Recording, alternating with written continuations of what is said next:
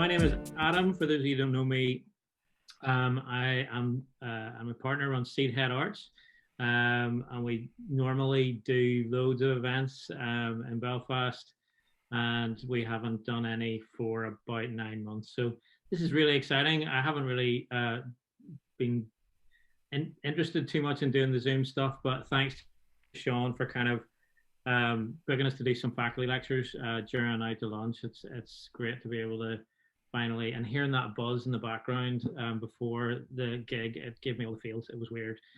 Anyway, so if you don't know, the faculty lecture series is an idea that really we came up with, this sort of try and academia and learning. And just because you've left university doesn't mean that you're not interested in learning about new things. And we've been running it now for about 4 or 5 years. And when Sean asked me to sort of pull a few together, I thought of the people who sort of did my favorite lectures in the time that we've been running it. And tonight's lecture was not only one of my favorites, but he was actually the first ever faculty lecture back in the very first science festival. I guess that makes it 4 or 5 years ago now. So we're sort of come full circle here, doing it in spooky sci-fi style instead of in real life in the black box. We do have 4 more coming up. If you want to look them up, I'll not go through them all, but there's 4 more faculty lectures in the program, which all are really great and interesting stuff. But enough of listening to, do you like my lockdown beard, by the way? Anyway, enough of listening to a hairy ginger old git. You really came here to listen to Caolan McBride. So you don't really clap on Zoom, so wave your hands or whatever, and welcome tonight's lecturer, Caolan McBride. Nice.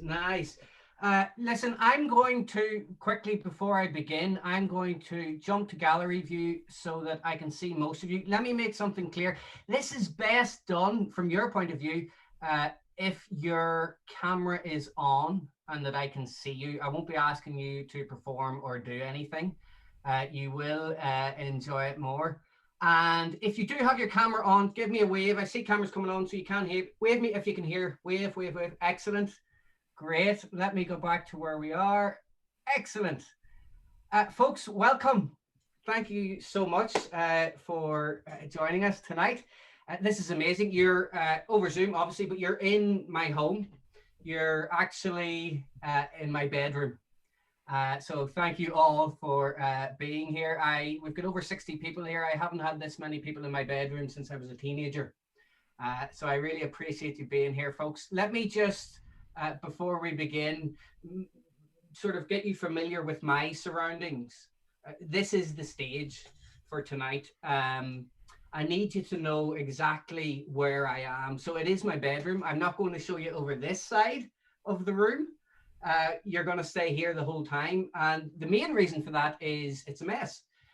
The second reason is you will focus on me the entire time. This will be one shot.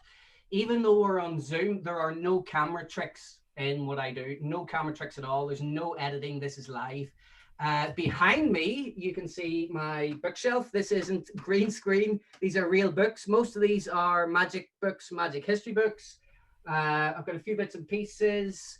Over here, you can see we have a clipboard. That'll be important later. The balloon, important later. But most important, folks, please, is this. I want you to notice this envelope up here. In fact, I don't even want to touch it until the end. I won't touch that envelope until the end.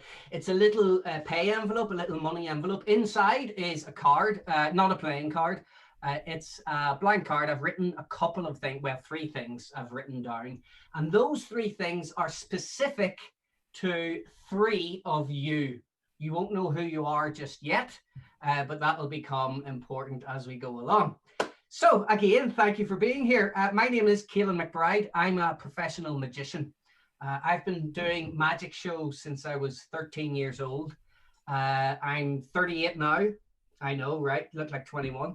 I'm 38 now, so 13, 38. That's a lot of years of not only doing magic shows, but the truth is practicing and studying magic.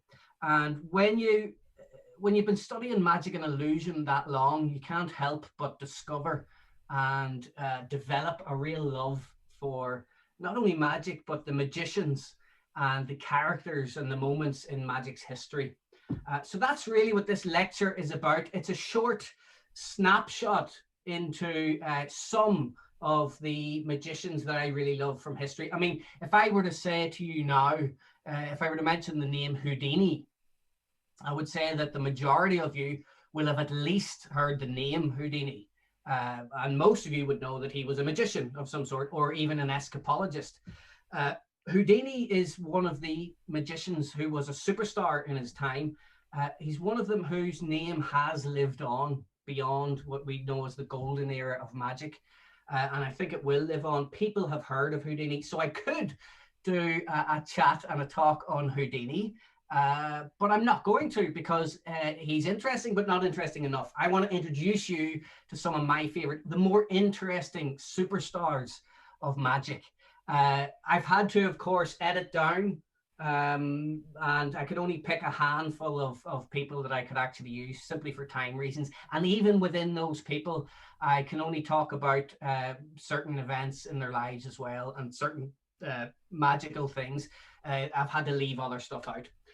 But I am a professional magician. I thought we should kick off with some magic. This will get your eyes and your brains warmed up. Remember, there are no screen tricks here, no trickery like that. I am really here. Hi, this table is real. There are no trapdoors, anything like that. This game that we're going to play uses this little cup, and inside the cup is a tiny red ball. You should be able to see it standing out there on the mat. So this is a game with a cup and a ball. I like to call it cup and ball. By the way, if you were actually here in non-COVID times, I would hand you this cup and you'd be able to examine it. You can see that it's empty. You can see that there would be no trapdoors. There are no hidden things. And for those of you that think there are magic buttons that make things work, there are no magic buttons, okay? So this is a game with a cup and a ball to warm up your eyes and your brains. Please keep an eye on the red ball, because sometimes it will be inside the cup. Sometimes the ball will be in my hand, in this case, the right hand. Other times it will be on the table like that. Sometimes the ball will be underneath the cup like this, hiding. Other times the ball will be on top of the cup. Some people think of that as the bottom of the cup. That's fine. Oh, another place that the ball might be is in any of my, pockets. I forgot the word pocket. All you got to do is keep your eye on the ball and listen to what I'm saying. I'm going to be deliberately talking quickly to confuse you. Here we go. Sometimes this red ball is indeed inside the cup, and sometimes the ball is in my hand. Sometimes the ball is in my pocket. We already know that. We know the ball is not underneath the cup, but if I flick my pocket like this, it goes back under the cup like that. Now, that's the first magic trick of the night, folks. Look, I'll do it again.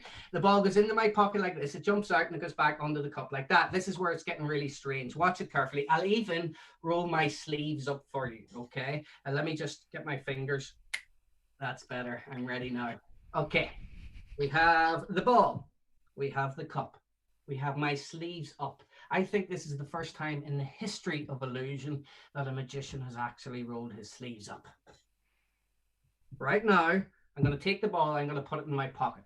We know it's in the pocket because it's not in the cup. Oh, it's in the cup. Sorry about that. I take the ball. I put it in my pocket. We know it's in my pocket, not in the cup. No, it's in my... I'm getting confused. Oh, yeah, it's a large ball. You got to keep your eye on the large red ball. That's the one to get your attention. In fact, if I take the large red ball and get rid of it, it's not really about that one. It's actually all to do with the apple, everybody. Thank you very much indeed. If you liked it, give me a wave. Oh, there's a clap as well. Nice.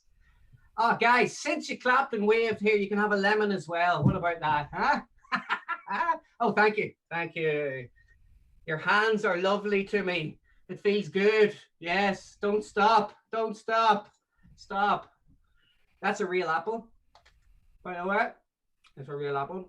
It's a real lemon. I'll keep those there. Hopefully, your eyes and your brains are warmed up. The reason that I began tonight with that particular magic trick is it's a version of one of the oldest magic tricks in recorded history. That trick's called the cups and balls. And now normally The cups and balls uses 3 cups and 3 balls. The magician would hide the red balls underneath the cups. They would travel from cup to cup. They would disappear. They would melt through the cups. The cups would melt through each other. And normally the magician would do that with a magic wand in hand as well. My version is a bit more modern, and it just uses 1 cup and ball. But I'm starting there because it really is one of the oldest recorded tricks in history. There is a tomb in ancient Egypt. Well, no, it's in Egypt now, but a tomb from ancient Egypt. It's over 4,000 years old. And in that tomb, there are lots of engravings covering the tomb, but there's one particular engraving that scholars think is 2 guys actually performing the cups and balls. Now, I'm deliberately not showing it to you just yet. The reason I think it is because it's on a wall with other clearly entertainers. There are people who are obviously juggling there. There are people doing dangerous acts. And they reckon that these 2 men that you're about to see are doing the cups and balls. Keep in mind, it's 4,000 years old. So can we go to pick number 1, please, Alan? Okay, so take a look at that, folks. On the left, the brown color is a photograph of the actual engraving. On the right is a drawing in a bit more detail. And those of you that can read hieroglyphs will realize how funny that is just above them. That's hilarious. And now, from my point of view, when you take a look at that, especially the engraving, to go from there and to say, oh yes, those men are magicians and they are definitely performing cups and balls, I think it's a huge stretch of the imagination. I mean, that's literally the engraving. There are no other details. You don't even see any balls or objects. For me, it's a stretch of the imagination. I hope they're performing cups and balls, but possibly not. They could just be cooking, or I don't know what they're doing. However, regardless of that, the cups and balls is one of the oldest magic tricks in recorded history, and it goes back to at least the 15th century. I'm going to show you a painting now. It's by the famous painter Hieronymus Bosch, and if it's pick 2, please, Alan. By the way, I have an Alan behind the scenes. My Alan is in control of Zoom and muting you and my pictures. So anything technical goes well, it's thanks to Alan. Anything goes horribly wrong, you know. So Alan has got pick 2 up, folks. Take a look at that picture. You can clearly see there is a man on our right doing magic. He has on his tables conical cups. He's clearly doing cups and balls. He's got some sort of magic bag in his left hand. I think there's an animal of some sort coming out of it. This painting is called The Conjurer. Hieronymus Bosch painted it between 1475 and 1480.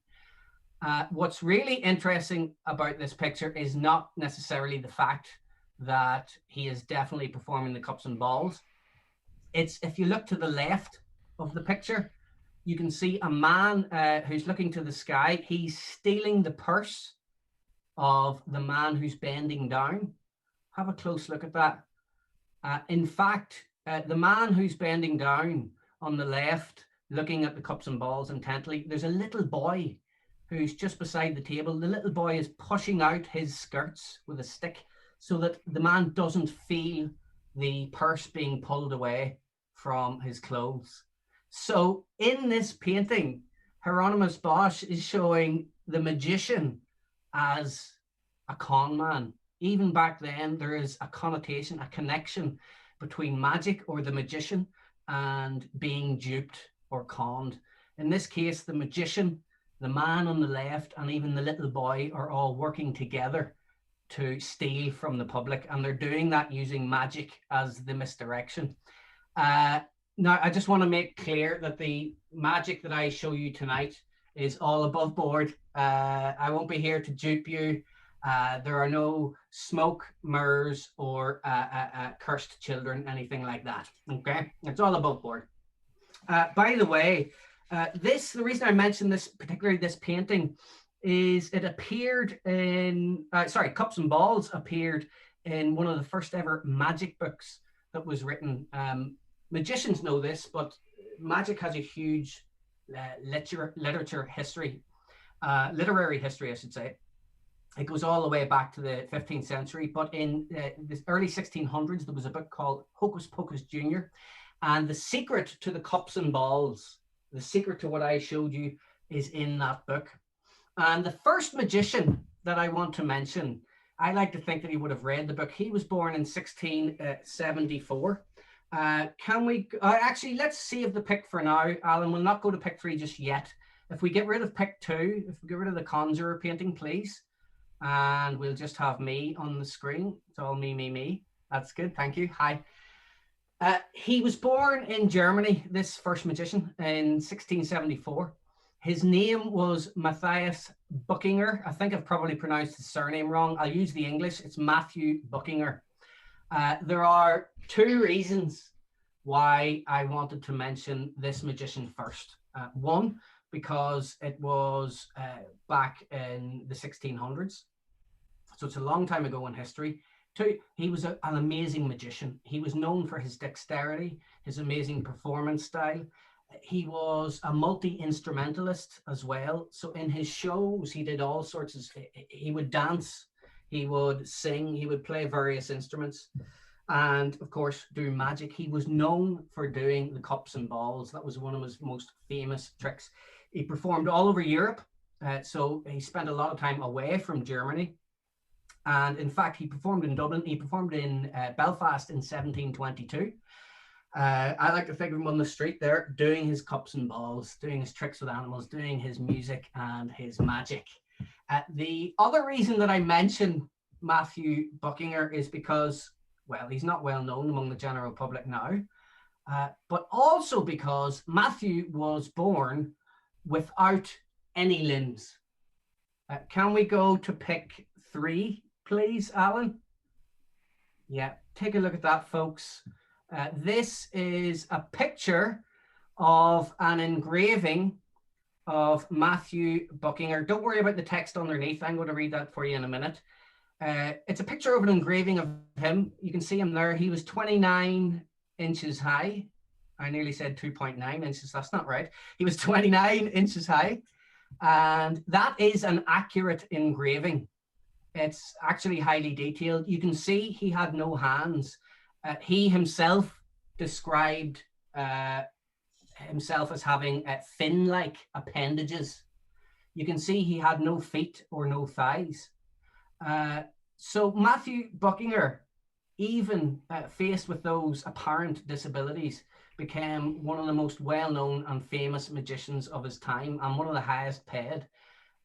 Personally speaking, he was known to have had 11 children with, I think, 3 or 4 wives, but is rumored to have had over 70 children with 70 mistresses.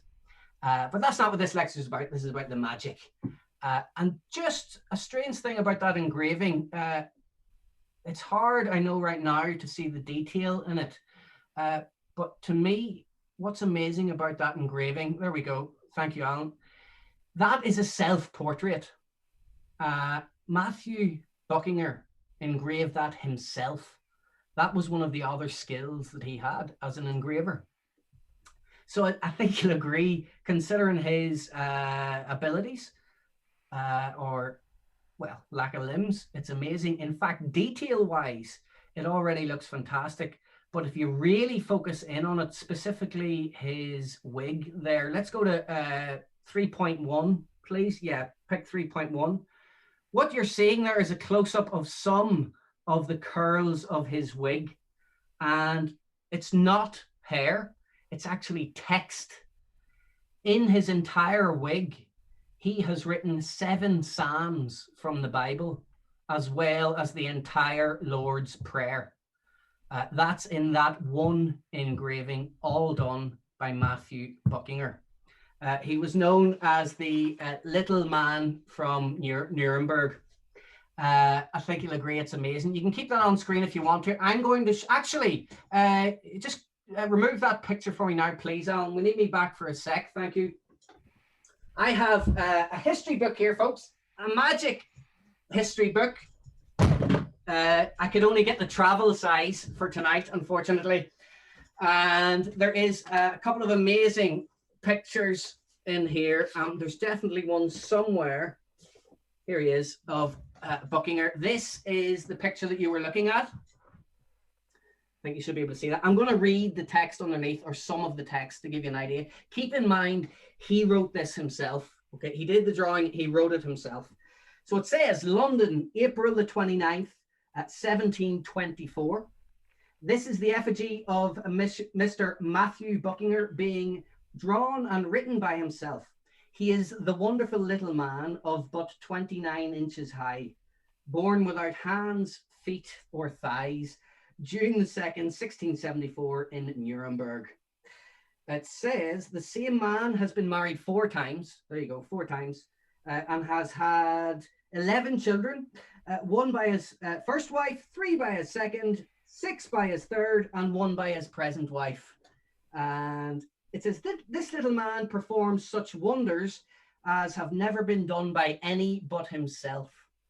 He plays on various sorts of music to admiration. He plays a strange flute in consort with the bagpipe. He plays the dulcimer, the trumpet, and designs to make machines to play on almost all sorts of music. So he's definitely bigging himself up.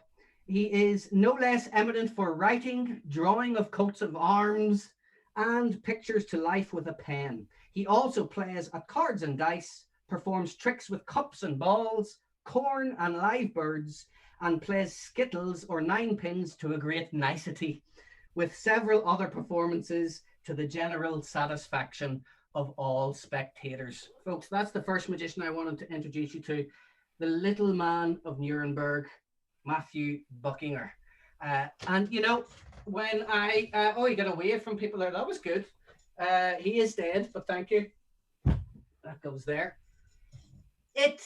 When I was thinking about Matthew Buckinger, I was thinking specifically about his cups and balls, about his card tricks, cards, coins, and how he could possibly do sleight of hand with what he called fin-like appendages. And there are magicians nowadays with various disabilities who can do amazing sleight of hand. There's one that comes to mind, a man called Maddie Gilbert. He's worth checking out on YouTube. He has a similar condition to the little man of Nuremberg, and he's one of the best card magicians on the planet. He's amazing, really entertaining. I have 2 hands and 10 digits.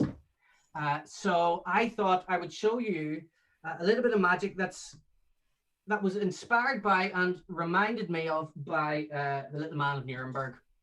So this is, what I'm about to tell you is 80% true, okay? The rest of it is, I wouldn't say lies, but it's exaggerated a little bit, okay? It's 80% true. I'll let you decide how much of it, or which parts are true. I'm going to use a pack of cards here, folks. You might be a bit bright. There you go. You'll have to take my word for it. This is a regular deck of cards. There are no buttons, no markings, things like that. I opened this pack of cards today. I used to play poker. Now, being a magician, when you see magicians doing things like that, you get asked a lot, you know, people say, if you can do sleight of hand like that, surely you can cheat at cards. Surely you could cheat at a game of poker. Now, the reality is, yeah, I can. And a lot of magicians can too. You need to be dealing the cards, though. You can only do the sleight of hand if you're the one actually handling the playing cards and doing the fancy work. But I used to play poker in Dublin with my cousin. We would go down on Tuesday and Thursday nights, really late at night. And it was in the Merrion Club on Merrion Square. It's not there anymore. It was closed down for illegal goings on. I don't know what. And that might not be true, actually. Anybody from the Merrion Club? Hi. That's not true. I did used to go there on Tuesday and Thursday nights. I personally was rubbish at poker. I was terrible at it. And my cousin was quite good. But on this one particular night, it would be a table of 10 people playing, plus the dealer. You paid €80 into the game. So I had my €80 in for my chips. But one of the people at my table hadn't turned up. There was an empty place. The seat was there. The chips were there, so they had bought in, but they weren't playing the game. So the game went on for at least a half an hour or an hour, and his chips were going down, dwindling bit by bit as the game went on. So I was thinking, who could that be? Why would they pay €80 to just have their money thrown away and not even be in the game? A little bit later on, a man walked into the table. He sort of stumbled to the table. He was dressed in an old pair of jeans and a raggedy t-shirt. You were supposed to be sort of smart casual in this place. He didn't look smart casual at all. And the thing that stood out to me about this guy was he only had one arm. This is true. And he was there, one arm on the table, and on his first hand, he went all in with the money and he won the hand. As it turned out, he played and played and played. I lost my chips. He won that table and I ended up winning overall that night. So I was at the bar later on that night. I always have a pack of cards with me, and I was shuffling the cards at the bar. And because I was playing with cards like this and doing sort of strange looking things, he came over to me and he said, "You're a magician, aren't you? I can see by the way you're handling the cards." He said, "Can I show you a trick?" Now, normally magicians will know this. If somebody says that to you, it's 90% of the time it's horrible, because they'll do the 52 card pickup. You know, they'll take your cards, they'll throw them away. They'll do a card trick that you've seen a million times, and they'll do it really badly. But this guy, the guy with the one arm, he took the playing cards and with one hand, he shuffled them like this. He did a one-hand riffle shuffle like that. Now that doesn't look tricky. I made it look easy. But when I saw him doing that, I knew they had some sort of skill. He did it a second time. He obviously wanted to make sure that my cards were properly shuffled. He did it a second time, which for me in the magic world, I was going, right, this guy's the real deal. A third time in the magic world, if you do it a third time, that's called showing off. So I won't do it again. He did that and he said to me, "Get me the 4 aces." So I did. I went through the pack and there we go. I got the 4 aces. Don't worry if you can't see the individual suits. You'll be able to tell that they are the aces. Here we go. And one more ace, the ace of hearts. He said to me, "What I want you to do, Caolan, I want you to make sure that those 4 aces are absolutely, definitely 100% mixed throughout the deck. So shuffle them into the pack." I said, "What, you asked me to take them out of the pack just to put them back in?" He said, "Yes." So I did. And I shuffled them back in a way that I knew that they would be mixed in separate places. So I took the first ace and I just whacked it into the pack. The second ace, it went into the pack. I cut it so that it was somewhere around the middle. The third ace, he said, "Hold on, make sure there are no aces on top or bottom." So I checked the top card, no ace. I checked the bottom card, you can see no ace. So I took the third ace and I cut that again into the middle of the pack. The last ace was the same. I buried it somewhere into the pack. He said, he claimed he could find the 4 aces one at a time with his one hand, not looking through the cards, just by cutting the pack once. He would cut the pack once and find an ace. Now, I didn't believe him, even after all that shuffling. I'm going to show you exactly what he did. He said to me, "Check, make sure that there are no aces on top or bottom." So I checked the top card, no ace.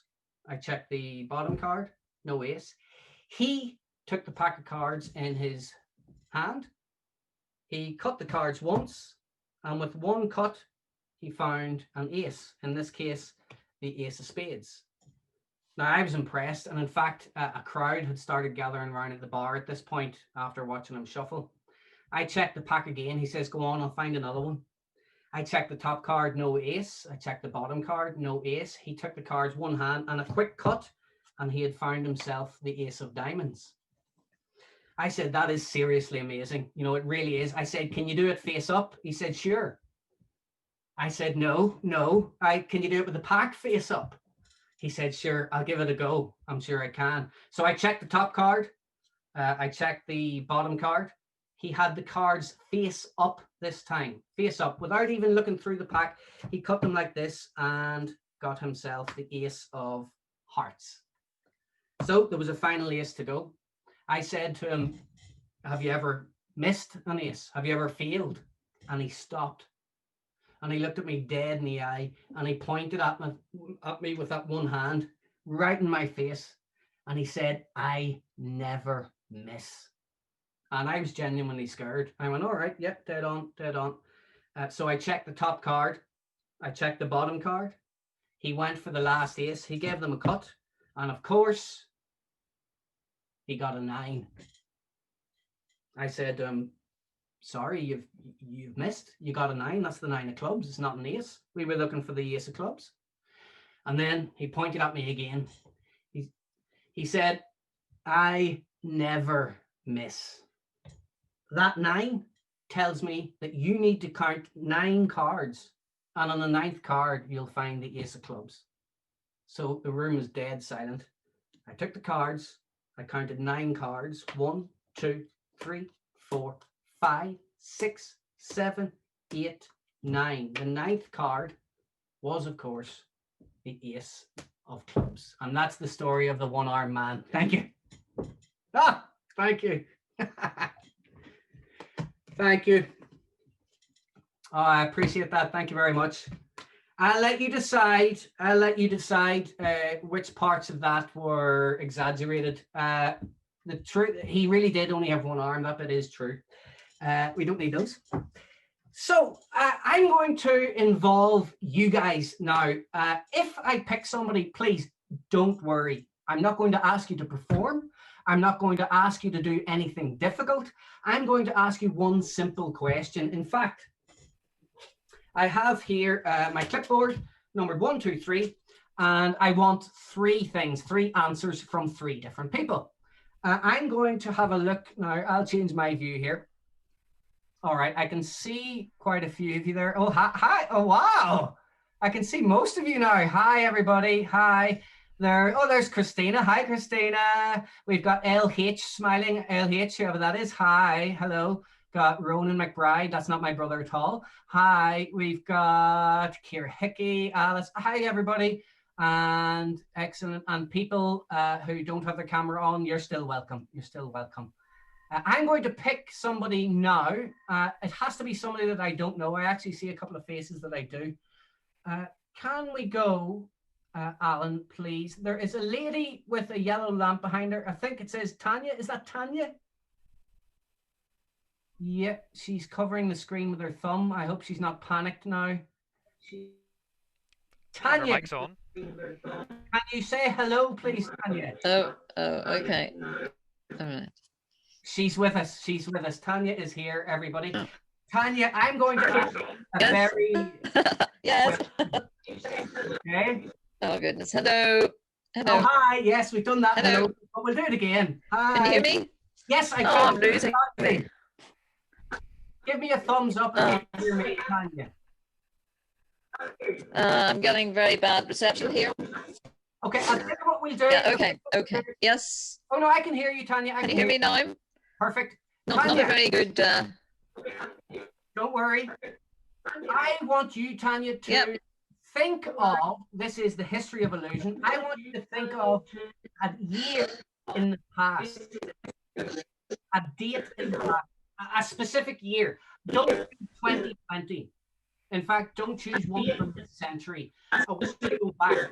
Choose any year in the past. Before we do this, I need everyone to know none of us have set this up beforehand. That's not how I do things. I genuinely haven't met Tanya before. I haven't met none of this. Whatever Tanya says is her decision. Tanya, when you're ready, I want you to tell me any year from the past. Any year. Shall I call it out, Jess? Yes, please. Shall I say the year? Oh, the reception is terrible. Yes, say the year, please. Sorry, I'm losing the... okay. It's going. Okay. 94. Say it one more time. Can you hear me? Can you hear me? 1984. 1984. Good night. Did you all hear that, folks? Give me a thumbs up if you heard it. We heard Yes, Tanya. Tanya. yes. Tanya. Yes. Woo-hoo. Thank you, Tanya. That's all. Rest for the evening. So you heard that. 1984. I'm delighted. 1984. Of course, the title of the famous George Orwell book. 1984. That was Tanya's decision, not mine. Thanks for doing that, Tanya. We're going to leave that here. This will be important at the very end, folks. Let's move on quickly here. Yeah, we're good. Okay, we'll move on quickly to our next magician. This magician had to be mentioned. And Alan, please, if we could go to pick 4, please. Here we go. Folks, the picture that you're looking at is of what we know as the father of modern magic. That's Jean-Eugène Robert Houdin. And for those of you that like an amazing French accent like mine, I'll say that again. Jean-Eugène Robert Houdin. I'll say it slowly for you. Jean-Eugène Robert Houdin. Robert Houdin is known as the father of modern magic. He was French. He was born in Blois in France in 1805. Now, the reason he's known as the father of modern magic is because he really changed magic. He took it from performances that you would see at fairs and sideshows, really, into more upper class society, if you like. He turned them into evening shows, into elegant evening performances. It was in his 40s when he opened up a theatre. It was actually 1845. He opened up in Paris the Theatre Robert Houdin, and he began to perform what he called his soirées fantastiques. They were nightly shows. Now, he was the son of a watchmaker, and when he was young, up until his 20s, he trained to be a watchmaker. His father retired, and then he went to train under his cousin. Now, Houdin claims, I don't know if this is apocryphal or not, but Houdin claims in his memoir that he got into magic this way. He apparently ordered a set of books, 2 volumes on clockmaking. They were called a treatise on clockmaking, only in French. But when the books arrived, he opened them up, and it wasn't a treatise on clockmaking. It was a 2-volume set on magic, and it was called Scientific Amusements. And according to Houdin, that was it. He was no longer interested in watchmaking, clockmaking. He was bitten by the bug. He delved into scientific amusements, and he became a magician. Technically speaking, he used his engineering and watchmaking skills in his soirée fantastique in the 1840s. His theatre was on the first floor. It was decorated in Louis XV style. It was just white and gold on the stage. It was beautiful. All the apparatus that he had was made by hand by him. Brass, gold, steel. It was all made by him to precision. And one of the things that he was famous for was, well, it's his orange tree illusion. In the orange tree illusion, picture this, right? Nobody has ever actually seen this done live the way he did it, the exact way he did it. He would borrow a handkerchief from a lady in the audience, because of course ladies carried handkerchiefs around then. And he would borrow the handkerchief. The handkerchief would disappear. So far, so magician-y. What would happen then, a pot would be on a table, a very thin table, and from the pot would grow a small orange tree. Oranges would visibly grow on the tree. He would be able to pick a couple of the oranges, give them to members of the audience. They were real oranges, in the same way that is a real lemon. If you were here, I would give you the lemon. I mean, how lucky you would be. He would hand those out, but one of the oranges would slowly open up into segments itself. And you could just see white inside. 2 mechanical butterflies would fly up from behind the orange tree, their wings flapping. They would go down and very delicately and gently pinch the corners of the handkerchief and pull the borrowed handkerchief from the orange. Okay. In fact, let's go to pick 5, please, now that I've given you a description. That's, believe it or not, folks, that is actually a real photograph from 1845. That's what photographs looked like back then. Okay, it's a drawing, and you can see in the drawing the orange tree right in the center there. And behind that little bush of oranges is the handkerchief with, of course, the 2, you can just make out the 2 butterflies holding it up. Everything that made that trick work was mechanical. It was literally clockwork. If you were to see that nowadays, it would still be absolutely amazing. But if you put yourself in the mindset of somebody in 1845 in Parisian society, it would be phenomenal. Add to that the amazing style that Robert Houdin had, his grace, his elegance, the fact that he was the best magician of his time, perhaps one of the best magicians of all time. When you add all that together, you've got an absolute miracle. So that was known as his Orange Fantastique, the orange tree illusion. But one that he is, one that's lasted, an illusion of his that has still lasted to modern days, was called the ethereal suspension. And if we can go to pick, Alan, that's pick 6, I believe. Pick 6. Okay, excellent. What you're looking at here, folks, is obviously a drawing. It's a picture of Houdin's son. That's his son, Emile. Now, take your time and have a look at that top to bottom. He is suspended in the air at an impossible angle. At his elbow is a walking cane.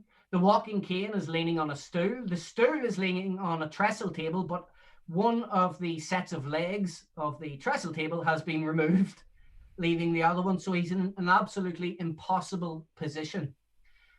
This was known as the ethereal suspension because ether was a relatively new gas at the time, newly known relatively.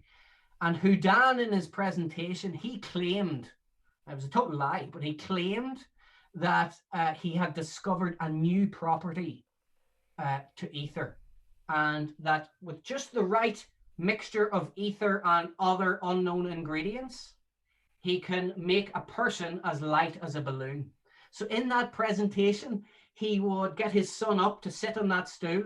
He would waft a bottle underneath his son's nose. Actually, you can see in the picture, if we have a look at that picture again, you can see sitting on the trestle table, just directly right down near the stool, you can see a little bottle there. That would have been the bottle of ether, with its vapors apparently keeping his son Emile afloat. Now, this would have been the first time anybody in that audience has seen anything like that. His theater, by the way, was very, very small. It was really intimate, about the size of a large living room nowadays.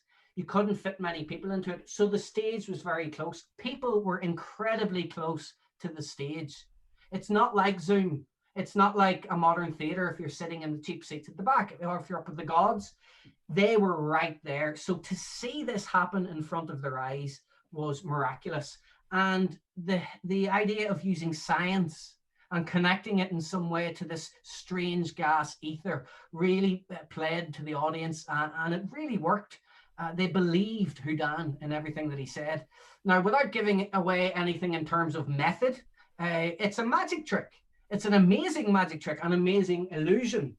And he just had the scientific bent on it.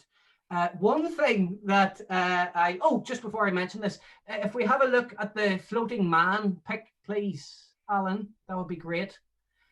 Folks, this is a modern version of the ethereal suspension. I've seen men and women doing this in Cornmarket in Belfast and in Riders Square. You might have seen this in big cities around the world, or versions of this. That is essentially Houdin's invention from way back in the mid-19th century.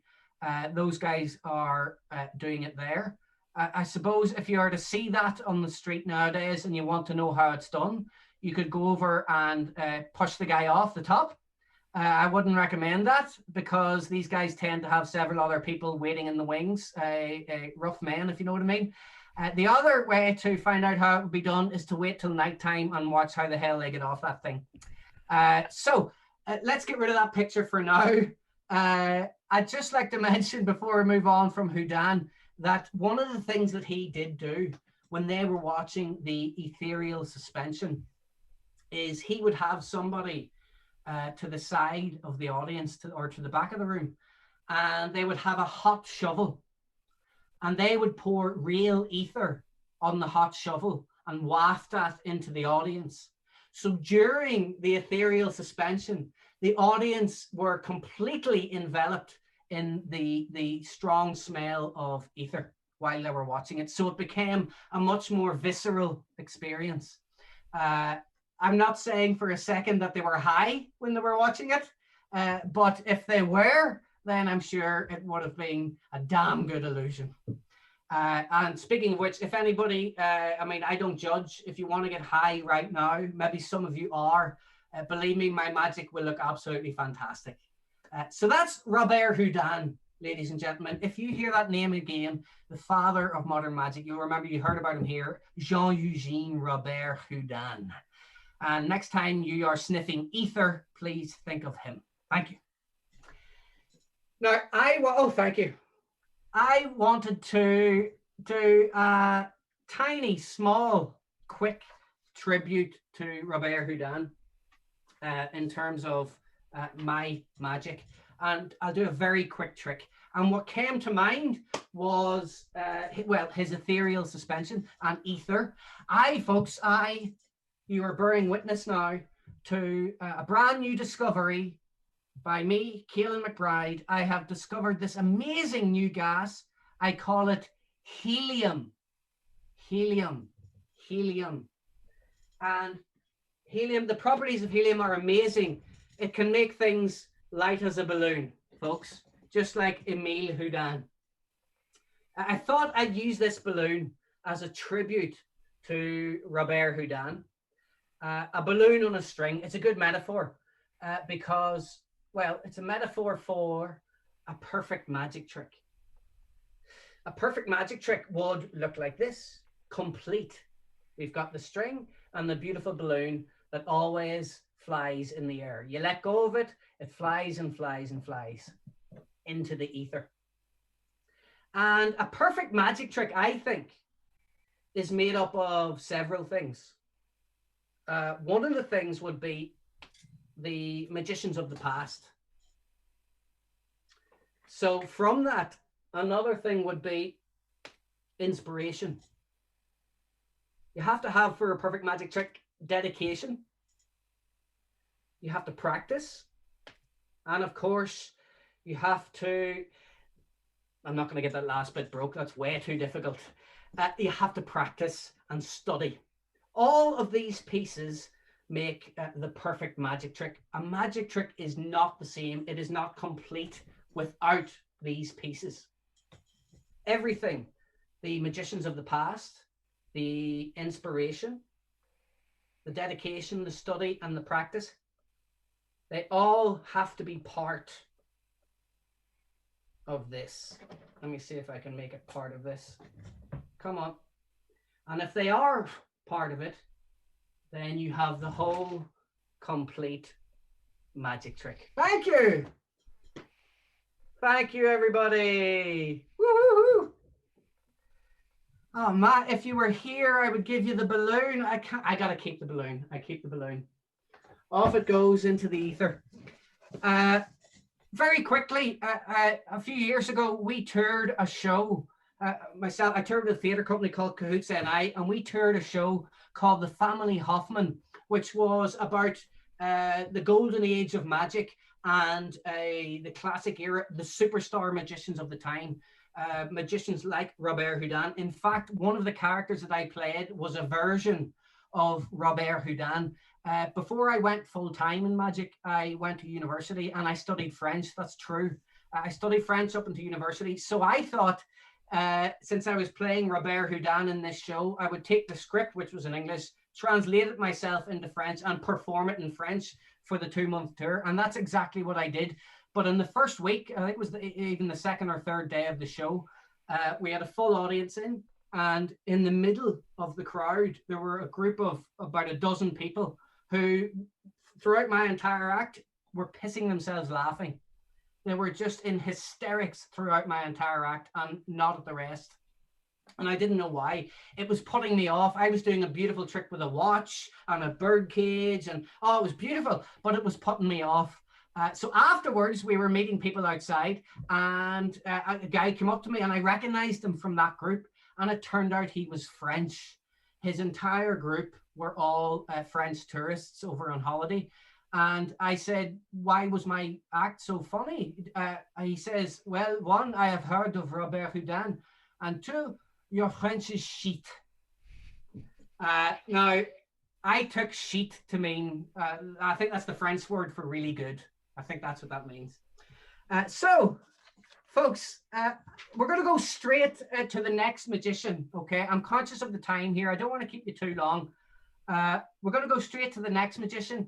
The next magician, I'm going to read this. This is a quote. The next magician is an absolute legend in the world of magic.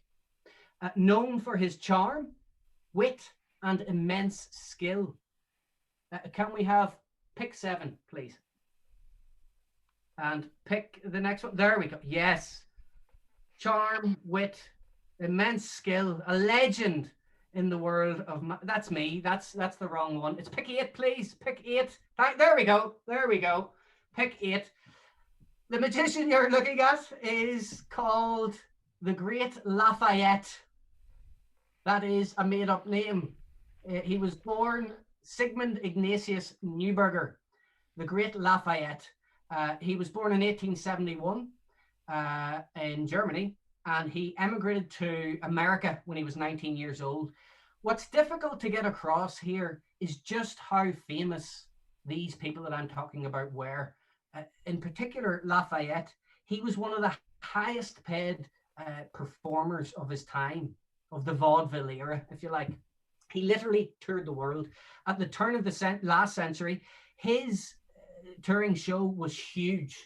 It had a menagerie of live animals. It had huge illusions and a huge touring cast and company of performers. He himself was absolutely loaded from his magic. Minted, I mean, worth millions and millions in today's money. When he was touring America, he had his own set of train carriages. He had his own carriage that he traveled on, and the company, they had the less well-decorated carriages. The animals, some of the animals had their own individual carriages. He toured with a live lion. He was the first person ever to do that. He had a real live lion. The live lion had its own carriage on the train. Lafayette's carriage itself was, I think, voluptuous would be the best way to describe it. It had to be absolutely perfect. You know, think crushed velvet, think crystals, think the best champagne. Everything had to be perfect for Lafayette. Apparently, according to some historians, he wasn't the friendliest of people. One of his most famous illusions, though, was called the Lion's Bride. The Lion's Bride. The reason I mention it is because it used that real live lion. I'll explain it briefly. Basically, this type of performance was unlike any modern magic performance, completely different, in that it was a kind of mini play. This illusion wasn't magician turns up on stage, does a cool illusion, it gets wheeled off stage. It was introduced as a play. It was done in 3 small acts. It was a mini dramatization. If we were to see this kind of presentation nowadays to a modern audience, it definitely would seem dated. But back then, at the turn of last century, turn of the 20th century, it was modern, and it was actually a huge hit. What would happen was a lady who was in the company, a beautiful young Christian lady, as the description went, was captured after a shipwreck. So they would recreate a shipwreck on the stage. She was captured, brought to the island, recreated on the stage, captured by a tribe, playing on, of course, fears of that time of strange foreigners, essentially, and strange tribes, mystic tribes. The chief of the tribe in this little play gave her a choice. She had to marry him, or she had to go into the cage with the lion. That was her choice. And on stage was a real cage, and the real lion was in the cage, and that lion would roar on command. Now, as the story goes in this little play, the woman refuses the tribal chief, and so she's forced into the cage with the real lion. They actually did this. When the cage is locked, what happens is the lion lunges forward, and as soon as it lunges forward to get her, it stands up on its hind legs, and it takes off its, essentially helmet, and it's Lafayette himself. The real lion has disappeared, and it is now Lafayette in a lion costume. He has saved the day and saved the damsel in distress. That was the Lion's Bride.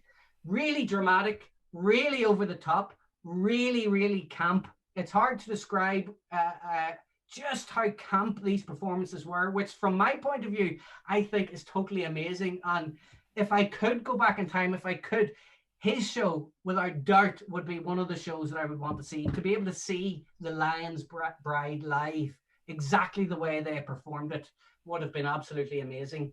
A couple of reasons why I mentioned it is some magicians at the time couldn't figure out how the great Lafayette was making the lion roar on command without being near it. There were no whips. There was nobody in the cage with the lion. But the lion would roar on command in the script, in the play, at exactly the right moments, the exact number of times when needed. Nobody could figure it out. It was his big secret. We know now is pretty awful, actually, is that the floor of the lion's cage was sheet metal, and it was wired up to the mains. And when he needed the lion to roar, they simply switched it on and set the current to the sheet. So they were electrocuting the lion to make it roar. So you can imagine just how barbaric that is. I don't know, and this is true, I genuinely don't know if people were aware back then that that's what he was doing. I don't know if that's why he kept it a secret, because he knew that it was barbaric. I don't know. I like to think that if people knew, even though it was over 100 years ago, I like to think that if people knew what he was doing, then it would be an outrage. It certainly would now. Just before we leave Lafayette, there's a really strange thing happened to him. Personally speaking, Lafayette did have what you would call the love of his life. He was in love. And she toured with him everywhere. She was totally dedicated to him. She toured with him everywhere. She had her own carriage on that train. It was as lavishly decorated, if not more, than his. She ate 5 meals a day, sometimes 3 or 4 courses. She ate the best steak. She wore a diamond-studded collar. She ate from a gold bowl. It was his dog, Beauty. The love of his life was a dog. This is true. The dog, Beauty, traveled with him everywhere. Beauty did have her own carriage. Beauty did eat the best steak available. Beauty was looked after like that. Most of Lafayette's wealth went to Beauty and her surroundings and her lifestyle. He had a plaque made famously, and it said on the plaque, "The more I see of man, the more I love my dog."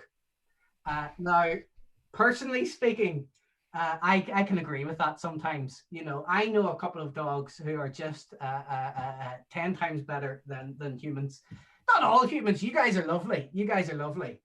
Oh my goodness. Give me a wave if you're still with me. Are you with me? Oh, you're lovely. You're lovely. Thank you.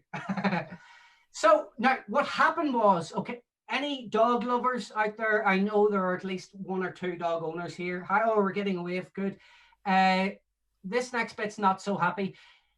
Lafayette was booked to perform in Edinburgh in 1911. He was due to do a few weeks starting at the beginning of May in 1911. But on the 4th of May, when they were in Edinburgh, about to start the show, I think actually they had opened the show. It was at the Palace Empire Theatre. He, Beauty, his doggie, she got sick. And he spent a fortune on doctors and nurses, not veterinarians, doctors and nurses, and the best he could find to look after Beauty. They couldn't do anything. And on May 4th, she died. Now, the official cause of death, I'm going to read it, was apoplexy, brought on by overfeeding and indulgence, which does fit. It makes sense. But apparently Beauty was actually about 15, 16, 17 years old. So she would have been quite old anyway. Incidentally, Houdini does get a mention in here because it was Houdini that gifted Beauty when she was a puppy to Lafayette in 1899. He gave Lafayette the doggie. So he was beside himself with grief. He had her body embalmed, and she was lying essentially in state in the local funeral parlour. He visited her in the funeral parlour every day in Edinburgh, and he asked the city council that she be buried in the local cemetery, Piers Hill Cemetery, the biggest cemetery in Edinburgh at the time. They, of course, said no, she was a dog. But what happened was, through his fame, really, his power, his notoriety, they came to an agreement. They said, you can bury your dog Beauty here in any plot as big as you like, if when eventually you die, you also are buried here at Piers Hill Cemetery. So he agreed and said yes.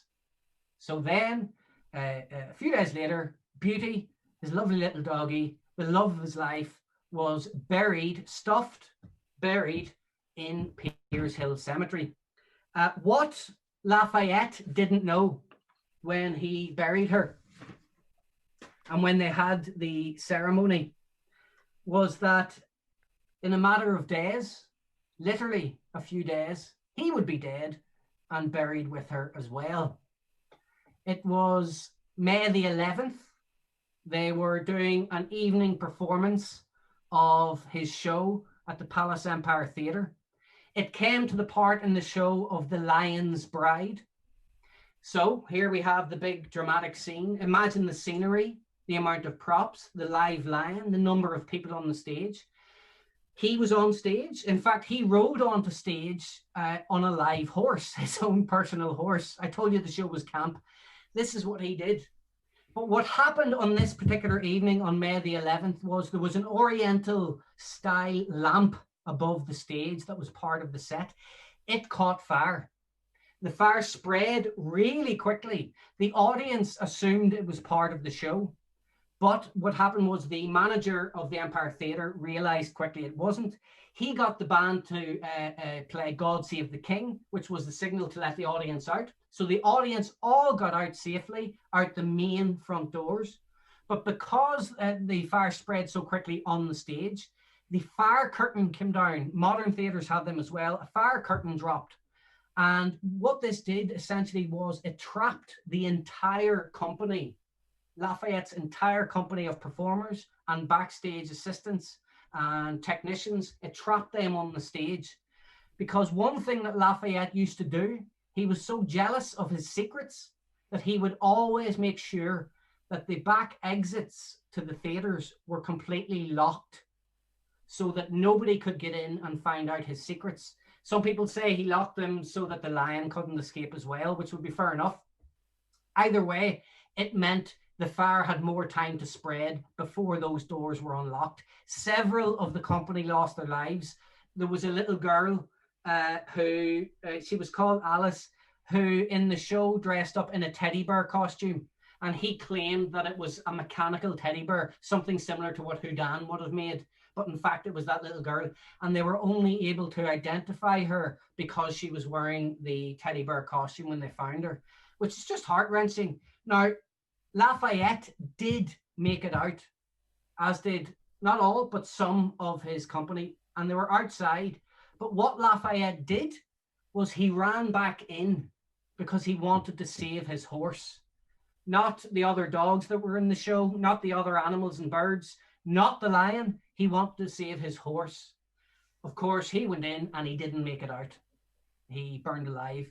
Unfortunately, so did the lion, so did the horse and the other animals. It's tragic, but it happened. It's really well documented. There is footage that you can find quite easily. It's on YouTube, footage of the aftermath. It's essentially of the cleanup, and you see the theatre in ruins. It's in black and white, of course.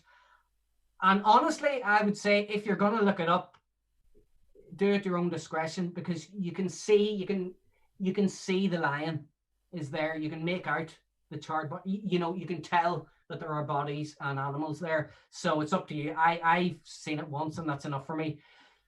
But after all of that, they cremated the remains of Lafayette. They put him in the most expensive urn available. They took him to Glasgow to be prepared and cremated. And a few days later, they were cleaning up the detritus and the mess at the theatre. And they were cleaning up what would have been the under the stage area. And they found the body of Lafayette in Lafayette's clothes and costume. And what they realized was they had cremated the wrong person. The wrong person was about to be buried. And they realized then that Lafayette had a double in his show, somebody who helped him secretly in his illusions. My guess would be that he was in The Lion's Bride. I don't know. And they were only able to absolutely identify Lafayette as the one under the stage because of the ornate jewelry that he was wearing, because of his rings. He would never take off this expensive gold jewelry. So that was Lafayette. He was eventually buried, cremated, and the urn was literally placed at the feet. It's heartbreaking, but placed at the feet of Beauty, his dog. And in fact, I think, can we see pick 10, please, Alan? Oh, there's Beauty, by the way. Yes, sorry. That's beautiful Beauty. That's before the fire. And there is the grave. And you can just see it, you can just make out it says the great Lafayette. No mention of Beauty there, but Beauty is there embalmed, and at Beauty's feet is the urn with the great Lafayette. So folks, what I'm trying to get across is that his fame was massive. Everybody knew about him. In fact, it was estimated that 220,000 people turned up and lined the streets of Edinburgh for his funeral. You can see footage of the funeral online. Houdini, his friend, made sure it was filmed. So you can see footage of Lafayette's funeral in Edinburgh. It's amazing footage. 220,000 people. It shows the level of fame that he had. And you can visit his grave today in Piers Hill Cemetery. So that was another of the superstars of magic, and an interesting story, I think you'll agree, if a little bit horrific. Oh, I'm getting waves. Thank you. Let's wave together. Let's wave together. Oh, you guys are great. I love this. I have one more that I want to talk about quickly, but let's go back to this. And I mentioned Lafayette, and he had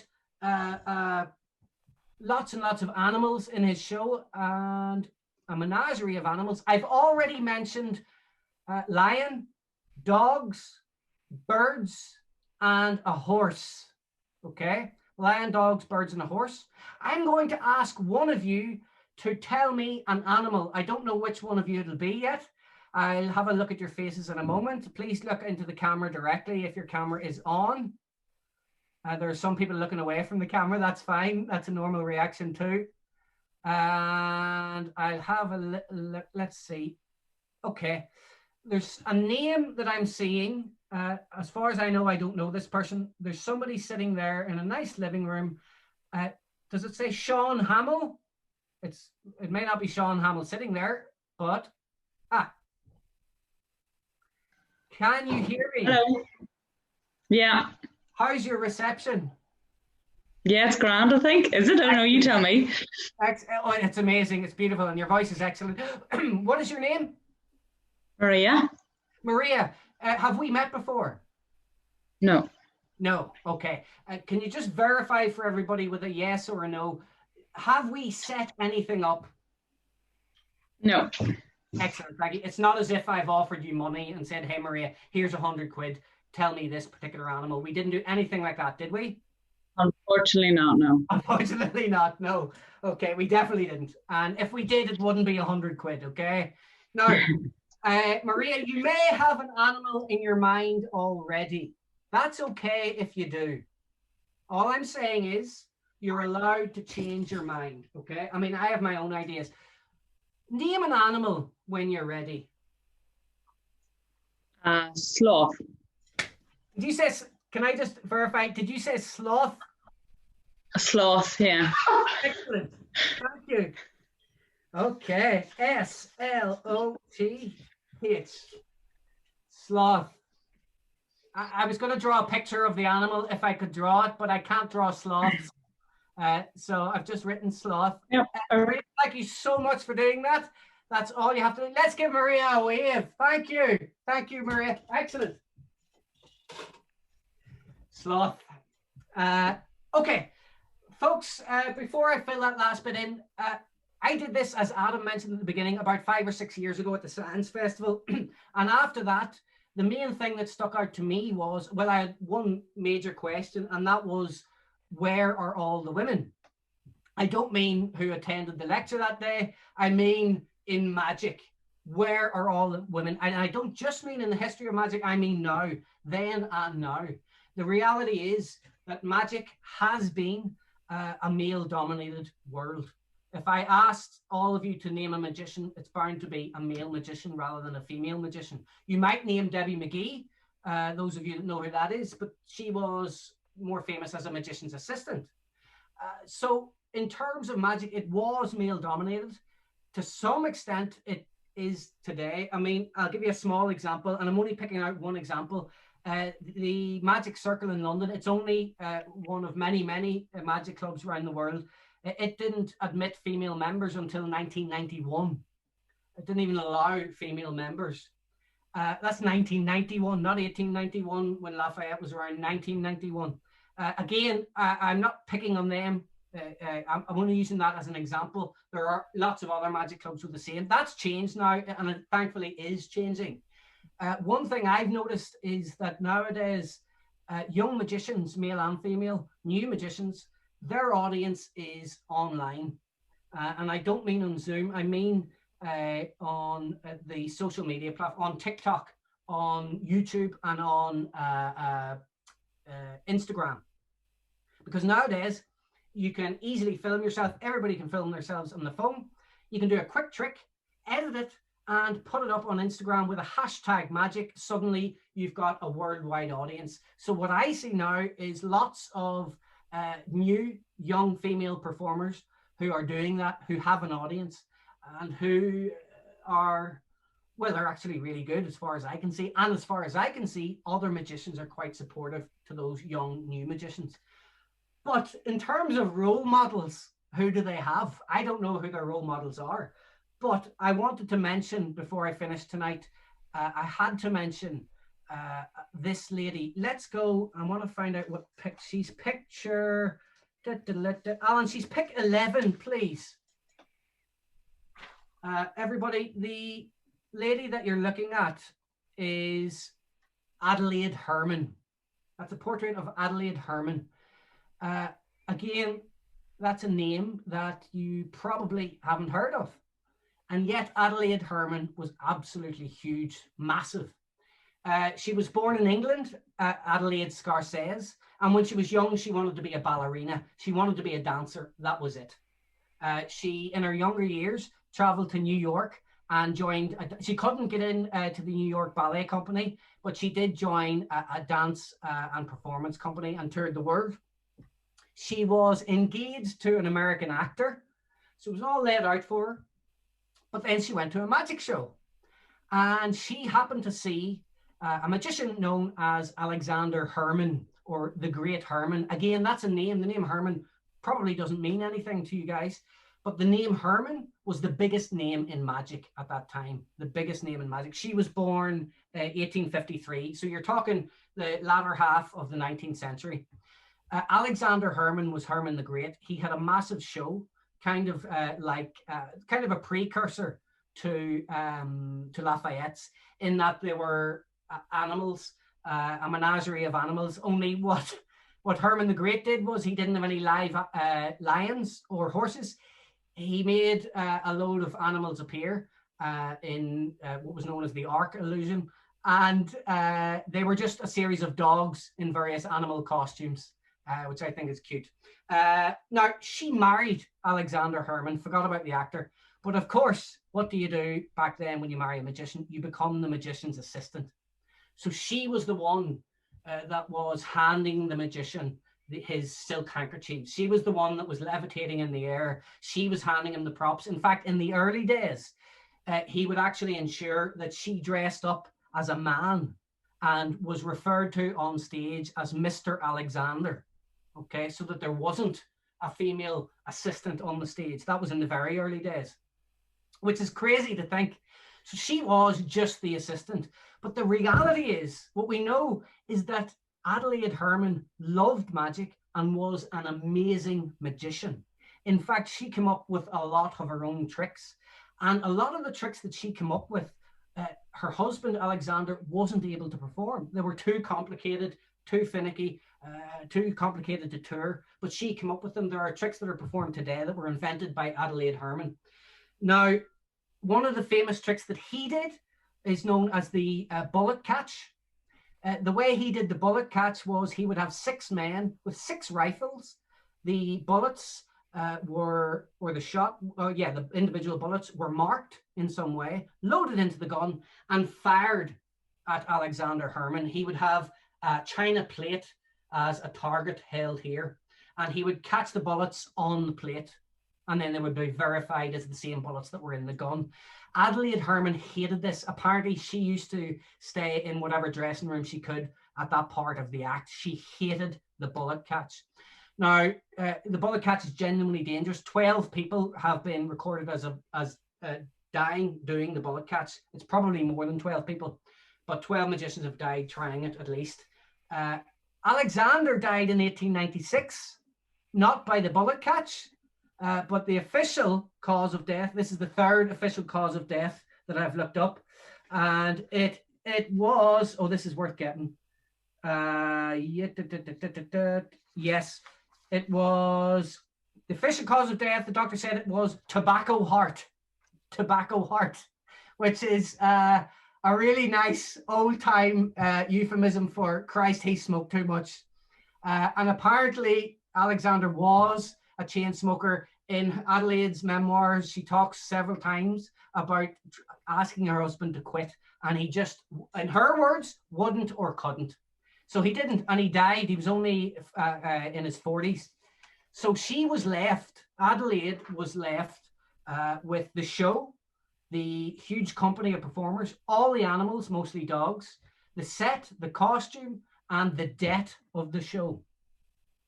So nobody could take it over at this point. She was offered to sell the show to other magicians. This was something that could have been done at the time. Another magician would take on the name, but she didn't sell the show.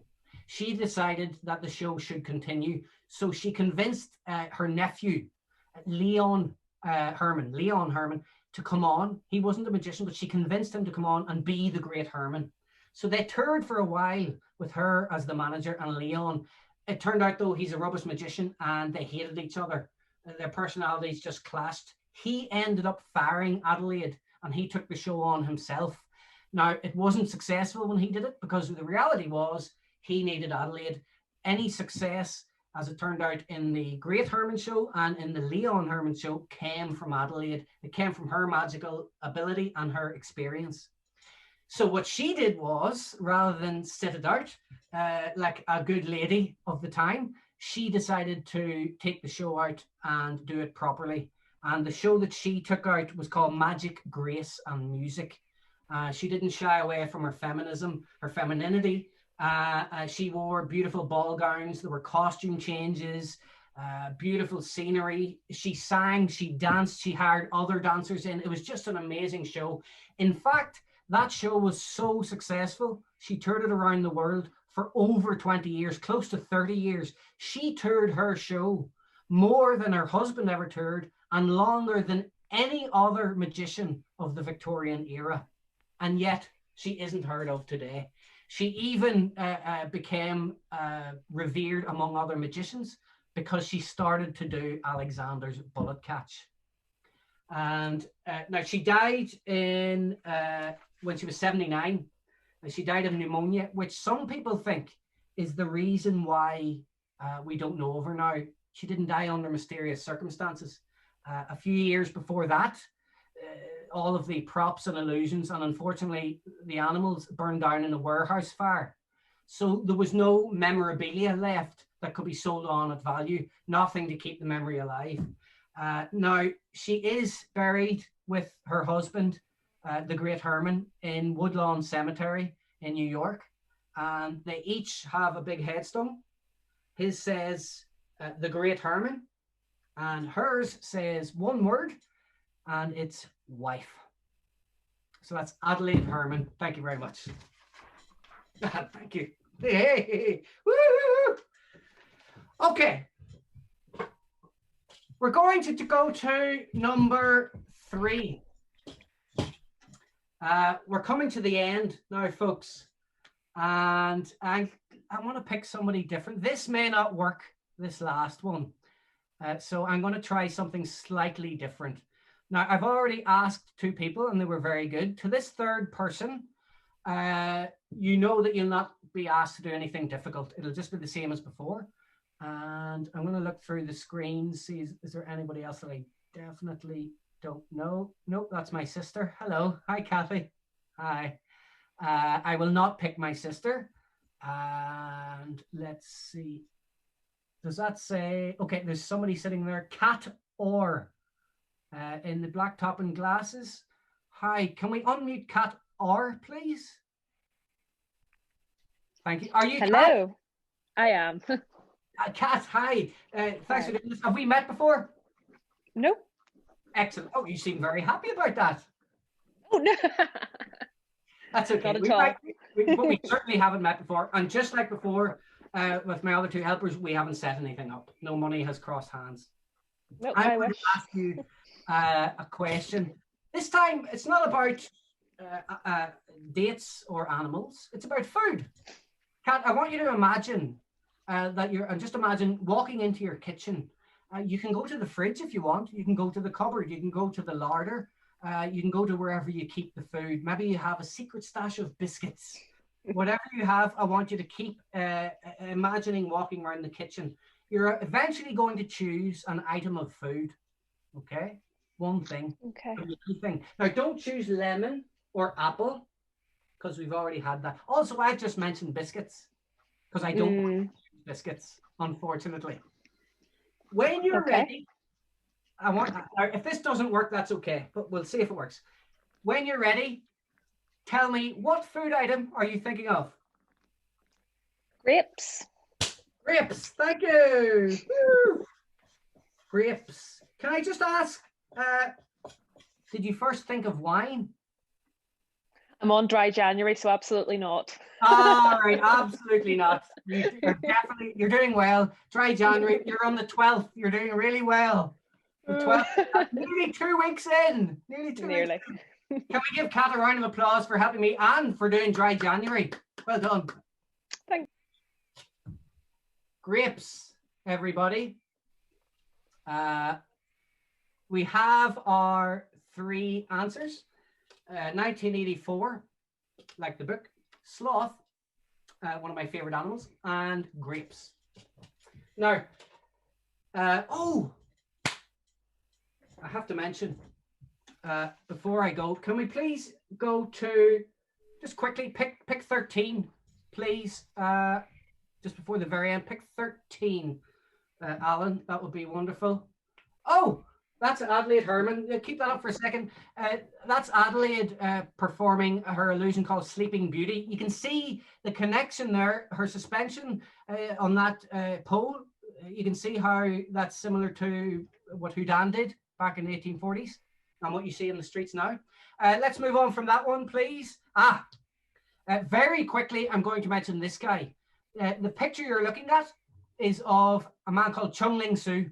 He was a famous Chinese magician, and he was famous for exotic, oriental, beautiful illusions. One of his most famous one was making a very large goldfish bowl appear, full of goldfish and water, of course, and people couldn't figure out how it's done. If you've ever seen the movie, the Christopher Nolan movie, what's it called? With the magicians.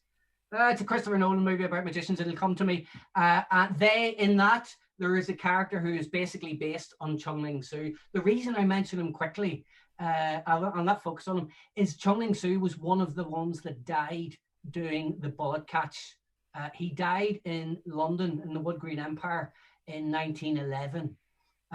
He was hugely famous, possibly not only more famous than Houdini, but possibly more famous and successful than all the other magicians that I've mentioned. The public knew and loved Chung-Ling Soo. When he died, he was shot by accident, of course, doing the illusion. He fell to the stage, and the audience, for the first time ever, heard him speak English. And he said, "Oh my God, something's gone wrong, lower the curtain," in a thick New York accent. And it turned out Chung-Ling Soo was a man called Billy Robinson from New York, who was a magician's engineer. He, in fact, helped the great Herman invent his method for the bullet catch, the same method that ended up killing him. And something that seems absolutely crazy nowadays, he would darken himself with grease paint. He would dress like that and speak in a pidgin Chinese and have somebody apparently translate this nonsense Mandarin or Chinese, whatever he claimed it to be. He died on stage doing the bullet catch. So I thought tonight, folks, on Zoom, for you, that I will not do the bullet catch. If this was live, I would, but it's the end of the show. I'm not going to do the bullet catch. I don't have the guts to do it. It genuinely is a dangerous illusion. Speaking of illusions, I have been showing you playing cards. I have been, well, we did one card trick earlier. I haven't asked you to physically take a card because we can't. Anything that I've asked you to do has been verbal. And that's how you've had to respond. And I appreciate that. So in other words, we couldn't use sleight of hand. It had to be verbal or in the mind, if you like. Remember at the beginning, I pointed out that envelope. I literally haven't gone near that little money envelope the entire time. Haven't gone near it. I'm going to go near it now. I'm going to touch it. My sleeves are up, hands empty. We're going to take the envelope. That's it. I hope you like my question mark on it. That's my work. Now, tonight, these have been your choices. I asked for a year in the past. We got 1984. I asked for an animal. We got sloth. I asked for a food item. We got grapes. My prediction has been here. Well, it's been hanging up there the entire time. I'll do this at fingertips so it's clear. Inside is the card that I mentioned. And I want you to see on the other side of the card, I'll hold this, hopefully you can see it. There are three things written, ladies and gentlemen. We have 1984, we have sloth, and we have grapes. The exact choices you made. Thank you very much indeed. Thank you. There it is. Thank you so very much, folks. I really appreciate that. you have been fantastic. This has been an experiment for me, really. So I appreciate that so many of you have come along this evening and stuck with it. Thank you so much. I'd like to thank Art to Lunch Festival. Check out everything else in the festival. And specifically, I want to thank Alan for being amazing on Zoom, and Seedhead Arts. Thanks so much to Seedhead Arts. Check out everything else that Seedhead Arts have on in the festival. From me, Caolan, thank you so very much. And this is the end. Thank you. Yay.